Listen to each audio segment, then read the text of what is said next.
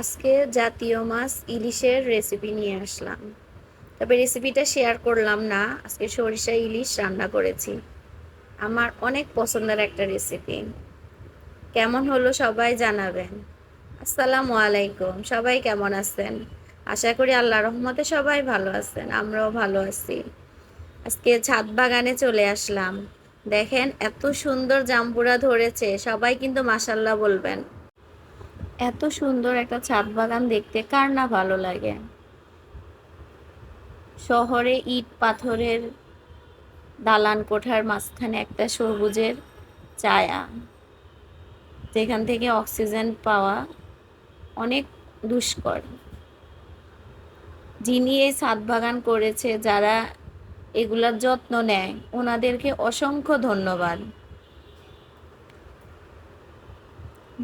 কারণ এই গাছগুলো এত বড় হয়েছে, যত্ন নিতে হয় এগুলার। এখানে বিশেষ করে কয়েক রকমের আমের গাছ আছে।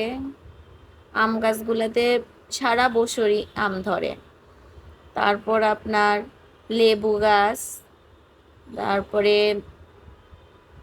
আমড়া, জলপাই, কাঁঠাল গাছ, বিভিন্ন রকমের গাছ আছে। আর অনেক গাছের নাম তো আমি নিজেও জানি না। বিভিন্ন রকমের সবজি গাছ, তারপরে ফুলের গাছগুলা অনেক ভালো লাগে। ড্রাগনের অনেকগুলা চারা আছে এখানে।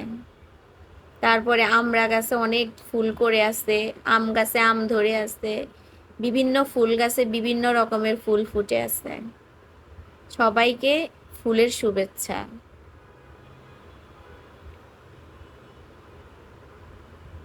এই ছাদটা অনেক বড়। বাচ্চারা দেখেন এখানে সাইকেল চালায়। সবাই বিকেলের এই অবসর সময়টা এসে একটু হাঁটাহাঁটি করে, সবাই একসাথে হয়, ঘোরাঘুরি করে, কথা বলে।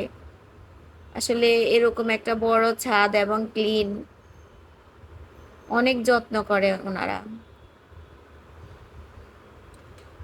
এই বিল্ডিং এর ছাদে মুরগি, কবুতর এগুলাও লালন পালন করা হয়। এই যে দেখেন ড্রাগন ফল গাছগুলো, অনেক যত্ন লাগে এগুলা করতে। ওনারা অনেক যত্ন সহকারে এগুলা, এই যে পানি দিয়েছে।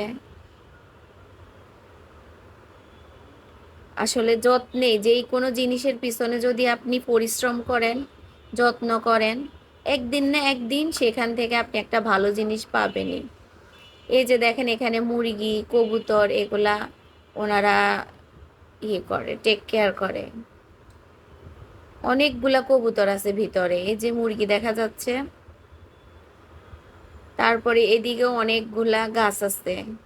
তারপরে দেখালাম আপনাদেরকে আমাদের ব্যস্ততম নগরী, আমাদের ঢাকা শহর। এত ব্যস্ততম নগরী, এই শহরের চেয়ে অন্য কোনো শহরে এত জ্যাম থাকে না। এই শ্যুটটা নিয়েছি মাগরিবের নামাজের কিছুক্ষণ আগে। দেখেন গাড়ি সব জ্যামে পড়ে আছে। এত ব্যস্ততম একটা নগরী। যাক, সবাই আমার ভিডিওটা যদি ভালো লাগে অবশ্যই লাইক, কমেন্ট, শেয়ার এবং সাবস্ক্রাইব করে দিবেন। আজকে সন্ধ্যায় ছেলে নিচ থেকে পুরি নিয়ে আসছিল। পুরিগুলো একদম গরম গরম, অনেক ভালো লেগেছিল খেতে। সস সাথে পুরি খেতে অনেক ভালো লাগে। আপনারা কে কি নাস্তা করেছেন অবশ্যই জানাবেন। সবাইকে ধন্যবাদ। আল্লাহ হাফেজ।